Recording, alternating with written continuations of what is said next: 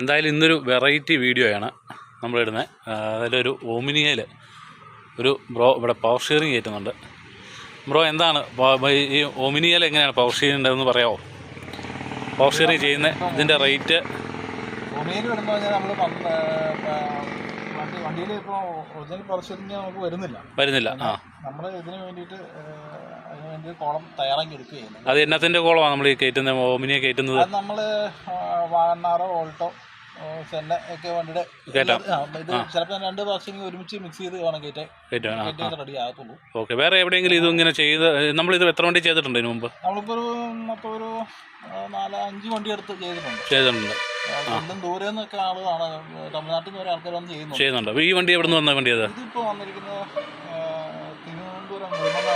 തിരുവനന്തപുരം നെടുമങ്ങാട്.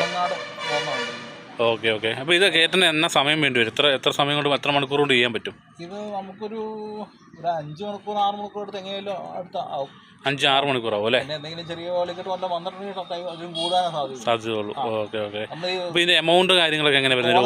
ഇവിടെ ഉണ്ടാക്കി എടുക്കുന്നതായതുകൊണ്ടാണ് നമുക്ക് ഇത്രയും ടൈം എടുക്കുന്നത്. പാർസലിന് ഉള്ള വണ്ടികൾ ഇപ്പോൾ ഓൾട്ടോയോ അങ്ങനെയൊക്കെയുള്ള വണ്ടികളൊക്കെ ആണെങ്കിൽ 1200 പോലും നമ്മൾ 1200 ചെയ്യുന്നുണ്ടല്ലേ? 1200 ചെയ്യുന്നുണ്ട്. അപ്പോൾ ഒരു 2 മണിക്കൂറിനൊക്കെ നമുക്ക് റെഡി ആയിക്കോളൂ. ഓക്കെ. 1200-നൊക്കെ 2 മണിക്കൂർ മതി. 2 മണിക്കൂർ. ഓമിനിക്കാണ് റേറ്റ് കൂടുതലല്ലേ? ഓമിനിക്ക് ആകുമ്പോഴത്തേക്കും റേറ്റ് കൂടുതൽ. നമുക്ക് സമയം കൂടുതൽ, നല്ല മെനക്കേടാ, നല്ല പണിയുണ്ട്. ഓക്കെ. കാല് തട്ടാതെയും നമ്മൾ ഉണ്ടാക്കിയെടുക്കണം. തട്ടാതെയും. ശരി. ഒതുങ്ങിയിരിക്കുന്ന പോലെ നല്ല പണിയുണ്ട്. 800 ചെയ്യുമ്പോൾ അത്രയും റിസ്ക് ഇല്ല താനും. 800 നമുക്കൊരു 2 മണിക്കൂർ 2 മണിക്കൂർ കൊണ്ടൊക്കെ ചെയ്യാൻ പറ്റും. ഓമിനി ഇപ്പം കേരളത്തിൽ ചെയ്യുന്നത് ഇവിടെ മാത്രമേ ഉള്ളൂ അല്ലേ? കേരളത്തിൽ പുറത്തൊക്കെ ചെയ്യുന്നുണ്ടായിരിക്കും. നമ്മളെ സംബന്ധിച്ച് നമ്മൾ അറിയാവുന്നവർ വേറെ ചെയ്യുന്നവർ നമ്മുടെ അറിവിലില്ല. ചെയ്ത് കൊടുത്തിട്ടുള്ളവർ ചെയ്യുന്നില്ല. ഓക്കെ. അപ്പോൾ എങ്ങനെ നമുക്കിപ്പം ഇതിപ്പം ഇത് ഏത് മോഡൽ വണ്ടി? അങ്ങനെയാണ് മോഡൽ വ്യത്യാസം വെച്ച് എന്തെങ്കിലും? മോഡൽ നമ്മൾ കാർബറേറ്റർ വണ്ടിക്കൊക്കെ ഒരു 1500-2000 രൂപ അടുത്ത് കൂടുതൽ വരും. MB5 ആണെങ്കിൽ പിന്നെ അത്രയും കുറച്ച്. അത് ഈസിയും വരുന്ന വണ്ടിക്കും ഈസിയും വരാത്ത വണ്ടിക്കും പ്രത്യേകതയുണ്ട്. ഉണ്ട്. വണ്ടിക്കും അതിന് പ്രത്യേകമായിട്ട് നമ്മൾ സെപ്പറേറ്റ് ബോർഡ് വെക്കണം. ആണെങ്കിൽ നമുക്ക് വണ്ടിക്ക് ഓണാക്കുമ്പോൾ തന്നെ നമുക്ക് സ്റ്റാർട്ടാക്കാതെ തന്നെ നമുക്ക് ഷെയറിങ് തിരിയും അല്ലേ? ഓക്കെ. ഓക്കെ. അപ്പോൾ ഇതിപ്പം ഇപ്പം സമയം ഒരു 5-6 മണിക്കൂർ കൊണ്ട് തീരും. അപ്പോൾ നമുക്ക് അപ്പോൾ എന്നാൽ ഓക്കെ, നമുക്കൊന്ന് പണിയിലേക്കും കൂടെ ഒന്ന് പോകാം. ഓക്കെ. വീഡിയോയിലേക്ക് എല്ലാവർക്കും സ്വാഗതം. നമ്മളിപ്പോൾ സ്റ്റിയറിങ് അയക്കാനുള്ള പരിപാടിയാണ്. അപ്പോൾ അതിൻ്റെ മുന്നോടിയായിട്ട് നമ്മൾ കോമ്പിനേഷൻ സ്വിച്ച് എല്ലാം വർക്കിംഗ് ആണോ എന്ന് ആദ്യം ഒന്ന് ചെക്ക് ചെയ്യുക കേട്ടോ. നമ്മൾ അയക്കുന്നതിന് മുമ്പായിട്ട്. ഇപ്പം ചില വണ്ടികളൊക്കെ വരുമ്പോഴത്തേനും നമ്മൾ വർക്ക് ചെയ്ത് കഴിഞ്ഞ് നമ്മളിത് ചിലപ്പം ഓണാക്കി നോക്കുമ്പോൾ ചിലപ്പം പലതും വർക്ക് ചെയ്യാം. അപ്പം നമ്മൾ വിചാരിക്കും നമ്മൾ വർക്ക് ചെയ്ത് കഴിഞ്ഞ് ആ സമയത്ത് വല്ലതും പോയതാണോ ചിന്തിക്കുകയും ചെയ്യും. പക്ഷേ ചിലപ്പോൾ അതിന് മുമ്പ് തന്നെ അത് വർക്കിംഗ് അല്ലാതെ സാധനങ്ങളായിരിക്കാം. അപ്പോൾ അത് നമ്മൾ ആദ്യം തന്നെ നമ്മൾ നല്ല ഒന്ന് ചെക്ക് ചെയ്ത് എല്ലാം വർക്കിംഗ് ആണോ എന്ന് നോക്കിയിട്ട് ശേഷമായിട്ട് നമ്മൾ കഴിക്കുന്നത്. നമ്മൾ കഴിക്കാൻ പറഞ്ഞാൽ താഴത്തെ റാഡിൻ്റെ അത് ഒഴിച്ച് പിന്നെ 4 ബോൾട്ട് ഉണ്ട് 12. അത് രണ്ട് സൈഡിൽ വെച്ച് അഴിച്ച് കഴിഞ്ഞാൽ ആ സ്റ്റിയറിങ് കോളം ഊരിപ്പോരും. എല്ലാം അഴിക്കുക. പിന്നെ നമ്മൾ ഇതിനകത്ത് കയറ്റുന്നത് സ്റ്റിയറിങ് എന്ന് പറഞ്ഞാൽ ഓൾട്ടോയുടെയൊക്കെ ടൈപ്പ് സ്റ്റിയറിങ് ആണ് അപ്പോൾ ചെയ്തുകൊണ്ടിരിക്കുന്നത്. അപ്പോൾ അത് നമ്മൾ അതിന് വേണ്ടിയിട്ട് തന്നെ മാധ്യമത്തിൻ്റെ ഓമിനിയിൽ പരമാവധി ഒതുങ്ങിയിരിക്കാവുന്ന രീതിയിൽ നമ്മൾ റെഡിയാക്കി വെച്ചിരിക്കുന്നതാണ് കേട്ടോ.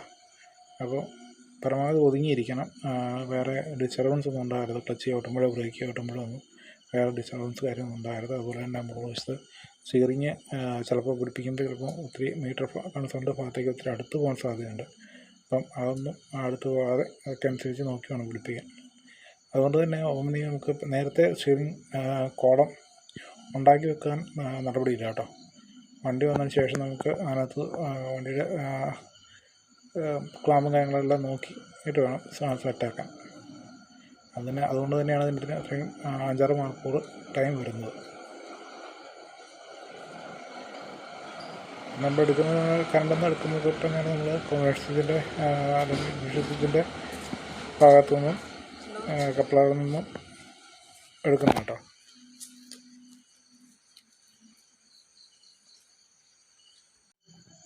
ഇപ്പോൾ നമ്മൾ മോട്ടർ ഫിറ്റ് ചെയ്ത് നോക്കിയാണ് വർക്ക് ചെയ്യുന്നുണ്ടോ നമ്മൾ അറിയാൻ വേണ്ടിയിട്ട്. കറക്റ്റായിട്ട് വർക്ക് ചെയ്യുന്നുണ്ട്. ടോർക്ക് കൊടുക്കുമ്പോൾ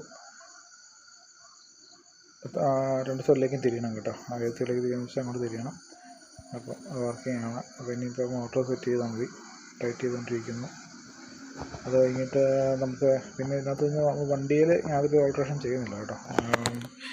വണ്ടികൾ മാനുവൽ കോളർ വരുന്ന ഭാഗത്ത് നമ്മൾ വേറെ എക്സ്ട്രാ തുളയിടുകയോ അല്ലെങ്കിൽ വേറെ എക്സ്ട്രാ സ്ക്രൂ പിടിപ്പിക്കുകയോ കട്ട് ചെയ്യുകയോ വെൽഡ് ചെയ്യുകയോ ഒന്നും ചെയ്യുന്നില്ല. നമ്മൾ പിടിപ്പിക്കുന്ന പവർ സ്റ്റിയറിങ് മാത്രമാണ് അതിൽ മാത്രമാണ് ചേർത്തിരിക്കുന്ന രീതിയിൽ റെഡിയാക്കി എടുക്കുന്നത് കേട്ടോ.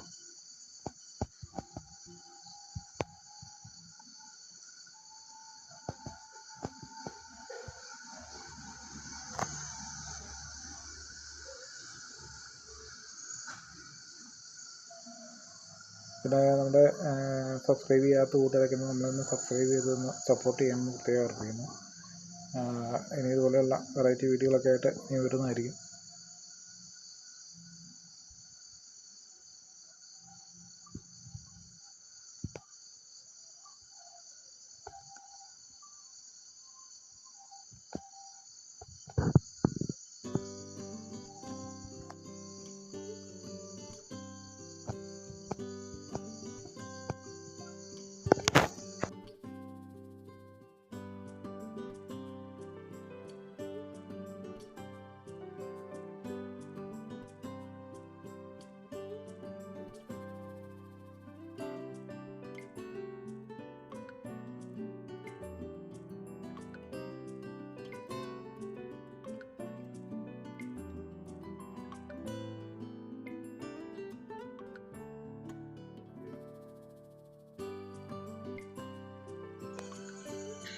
നമ്മുടെ വർക്ക് ഏകദേശം കംപ്ലീറ്റ് ആയിട്ടുണ്ട്.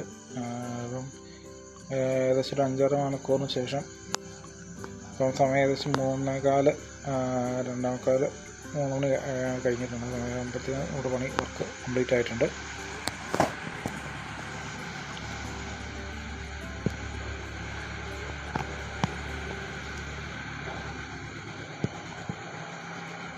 ഇപ്പം ഇംഗ്ലീഷ് സിസ്റ്റം നമുക്ക് സെറ്റ് ചെയ്തുകൊണ്ടിരിക്കുകയാണ്. നോക്കുമ്പോൾ അറിയാം, നിങ്ങൾക്ക് നോക്കുമ്പോൾ അറിയാം അവരുടെ നേരത്തെ മാനുവൽ എങ്ങനെയിരുന്നു അതേപോലെ തന്നെയാണ് ഇപ്പോൾ ഇരിക്കുന്നത്. തിരിക്കുന്നതിനൊന്നും നമുക്ക് യാതൊരു ബുദ്ധിമുട്ടോ കാര്യങ്ങളോ ഇല്ല. അതുപോലെ കാലി വെട്ടുന്നിടത്താണെങ്കിലും നല്ല സ്പേസ് അത്യാവശ്യം സ്പേസ് ഇട്ട് തന്നെയാണ് നമ്മൾ ചെയ്തിരിക്കുന്നത്. വേറെ ഡിസ്റ്റർബൻസ് ഒന്നും ഉണ്ടാകത്തില്ല.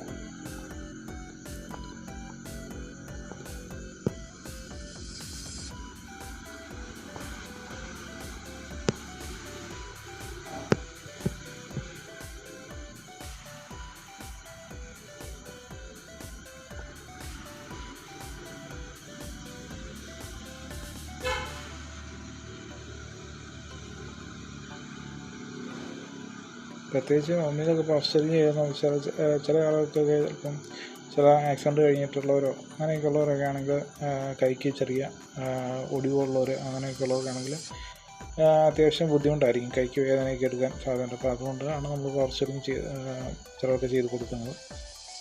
ഇതാകുമ്പോൾ പവർ സ്റ്റിയറിങ് പോലെ എളുപ്പത്തിന് ഒരു എണ്ണാണെന്ന് നമുക്ക് തിരിച്ചെടുക്കാം. വലിയ ആയാസം വരുന്നില്ല.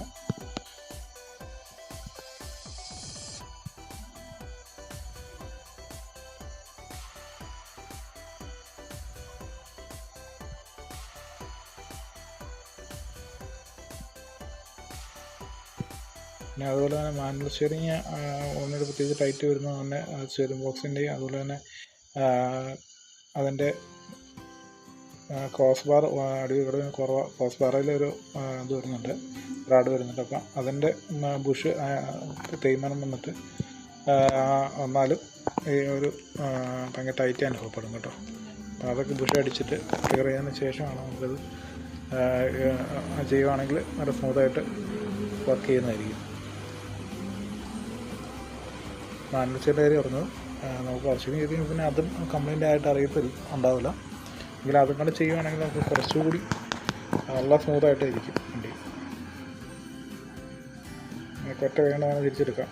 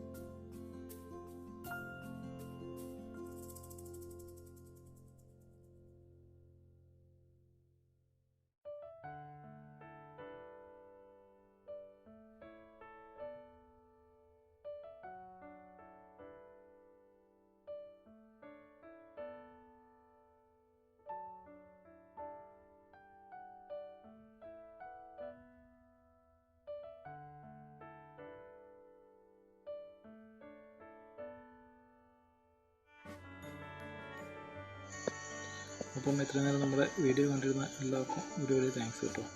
അതുപോലെ തന്നെ സബ്സ്ക്രൈബ് ചെയ്യാത്ത കൂട്ടുകാർക്ക് സബ്സ്ക്രൈബ് ചെയ്യുന്ന സപ്പോർട്ട് ചെയ്യാൻ കൃത്യമായിട്ട് ഓർപ്പിക്കുന്നതാണ്. Thank you.